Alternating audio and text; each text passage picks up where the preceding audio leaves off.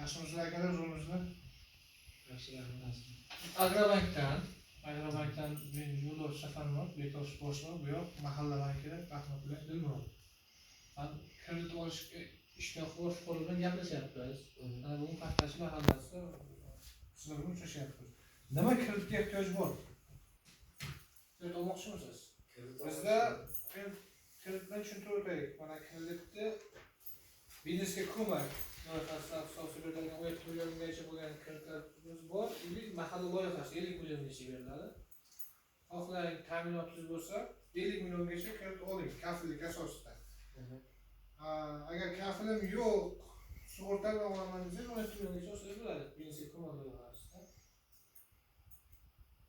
Shunda 7 million harakat qilamiz. Ism familiyani ayting. Muhammad Shohirov.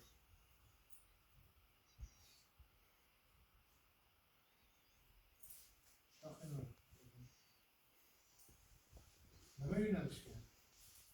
Biznes loyihasi. Yo'q, unda ham masalan yo'nalishi bor, 4 ta. Chorva bor, o'zi Chorva asosan. chorva, ha? Chorva. Hali hujjat berganingiz yo'q lekin bankka. Hali xodimlarga hujjat berganingiz yo'q. Bunlarga hujjat bergan. Telefon raqamingizni ayting. 94 443 15 50. 15 50. Böyle düşünelim. Sizce? Yana shu chorasi uch İsim familiya. hayit qilish bo'ldi. Hayır kulüp. Oo.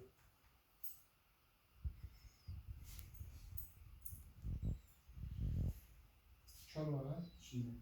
Telefon raqamingizni ayting. 99 302 242 18 90. 18 97.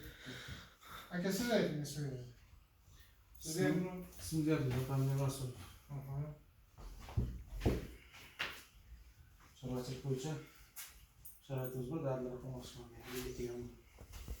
Siz 100 milyon olmoqchi edingiz-ku korxonaga. Korxonaga endi to'g'ri kelsa korxonaga qolamiz nasib.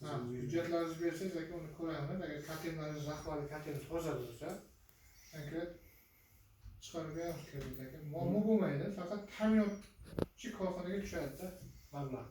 Bo'ldi, tushunarli. Telefon raqamingizni aytsangiz. 99 667 667 45 45 15. 15. Bo'ldi. Otur.